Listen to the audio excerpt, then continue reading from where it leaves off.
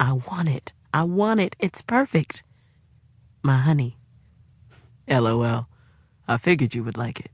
We can take a look at it on Monday. Love you. Coda love. Love you too. As I was shutting down my computer, I heard some movement up front. I was here alone this afternoon and had stupidly forgotten to lock the door. Glancing down at my schedule, I saw that I wasn't expecting any appointments, so I had no clue who was walking through the door of my business right now. I wasn't tripping, though, because y'all know I have my .22 sitting on my lap where only I could see it. Not to mention, there was the pepper spray and taser that sat in my top drawer, which was slightly open for easy access. There ain't a soul alive who can say they caught Coda B slipping, and there never would be. Cool, calm, and collected, I leaned back farther into my plush chair and waited, ready for whatever. That was until Montel poked his big-ass head in the doorway. All I could do was lean back and roll my eyes to the ceiling. Hadn't heard a peep from him since the night of my book release, and I was happy about that. Figured he'd finally gotten the picture and decided to let go of any thoughts of us being together again. Obviously, I was wrong. I see you're already rolling your eyes, so I'll make this quick, he said with his hands out. Guess he saw me move mine to my lap and trust he knew exactly what that meant. Please do, because I have no idea what we could possibly have to say to one another at this point, I stated calmly. I'm not here to cause any problems, so chill, he said, looking down at my lap before taking a few steps toward the desk.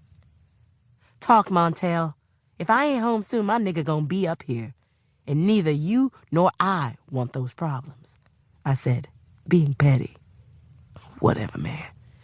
I just came here to talk to you about David, he retorted, clearly bothered by the mention of my man. I don't give two fucks about your hoe-ass cousin.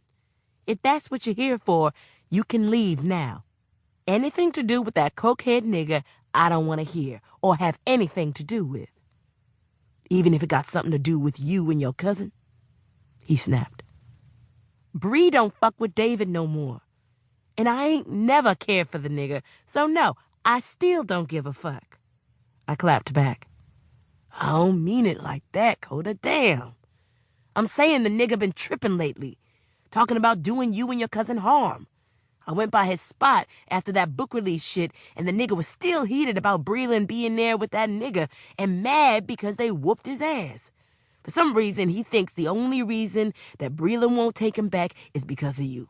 Says you had too much influence over her, and that if he gets you out of the way, she'll come home. He sighed as if telling me this was hard on him. I think I'll be okay, Montel.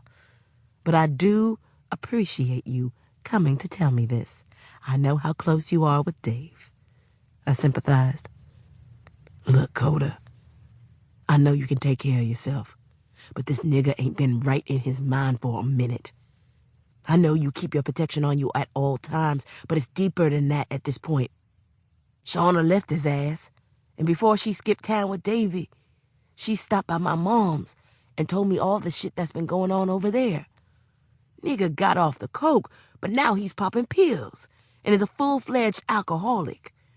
Says she just couldn't take the beatings anymore or being around him, period. She also told me he was asking around trying to find someone to kill you, but his broke ass couldn't afford the fee.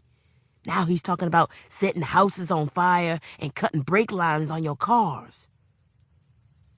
After hearing that last part, I totally tuned him out as I felt all color drain from my face. My heart was literally racing.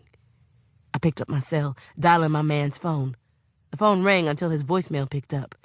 He must have left the house already to get food and forgot his phone in the car. I didn't bother leaving a message.